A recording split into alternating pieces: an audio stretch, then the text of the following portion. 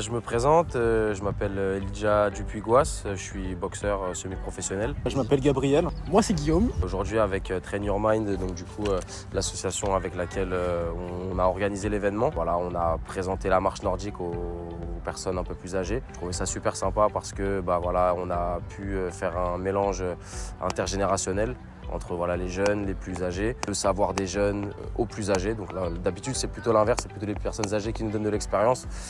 Donc voilà, je trouvais ça sympa de voir les étudiants qui s'occupent d'eux cette fois-ci. On nous a expliqué les bienfaits de l'hydratation, les bienfaits de l'alimentation, les bienfaits du sport aussi. Donc très intéressant.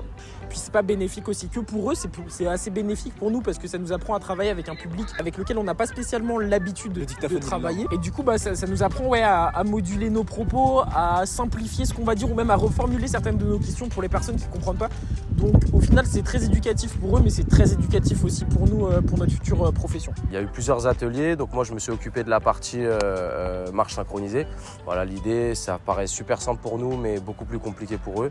L'idée, c'est de marcher de manière synchronisée, de faire fonctionner plusieurs muscles, de pas juste utiliser les jambes ou les mollets ou les cuisses, de faire fonctionner le bassin, de faire marcher aussi les épaules et d'enlever un peu de poids pour la marche, quelque chose qui paraît simple pour nous mais plus compliqué pour eux. Ça m'a permis de faire travailler le haut du corps aussi, que je ne travaille pas d'habitude. Il y a eu un atelier plutôt marche nordique avec les bâtons, comment faire marcher les bâtons, comment marcher avec les bâtons. Pareil, là il y a eu un atelier de synchronisation, synchroniser des bras et des jambes pour ensuite passer à l'activité marche synchronisée. On était tous les deux sur un atelier qui était basé sur l'hydratation et notre but c'était de circuler des informations qui étaient importantes pour les personnes âgées.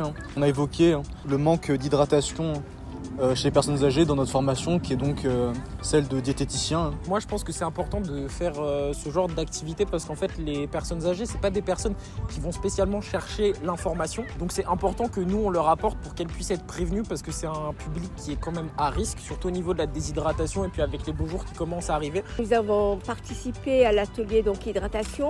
Et j'ai constaté que je ne buvais pas assez. C'était plutôt intéressant. On a appris autant qu'eux, je pense, aujourd'hui. Et voir les jeunes apprendre et donner aux plus âgés, je pense que c'était quelque chose de très sympa.